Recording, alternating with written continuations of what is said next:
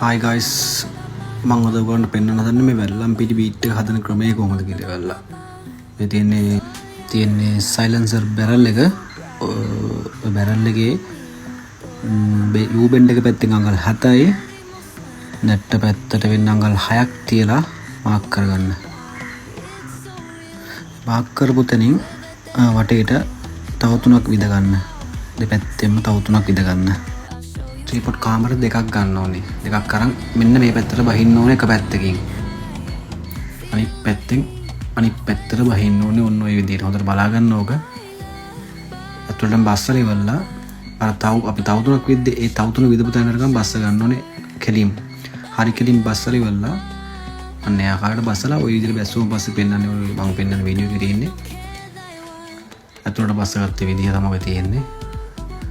ඒ විදිහට බස්සලා අර තව 3 තියෙන්නේ අපි ආයේ තව 3ක් පාස්ස ගන්න ඕනේ. පාස්ස ගන්න කියන්නේ ලාම්පුවෙන් පාස්සන් දෙනවා ගොඩක් හොඳයි. ලාම්පුවෙන් මම කාක්කෙන් අහන්නේ මම වීඩියෝ එක දාන්න ඕනේ. ඊට පස්සේ සයිලන්සර් එක හයි කරගන්න වාහනේට.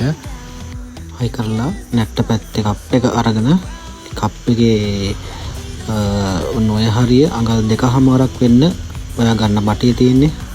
එල්ලම් පිටි බටේ අඟල් 2කමාරක් ඇතුළට වෙන්න හදාගෙන හයි කරගන්න සයිලන්සර් එකට. ඊට පස්සේ මේක තමයි අපිට අහන්න පුළුවන් බීට් එක.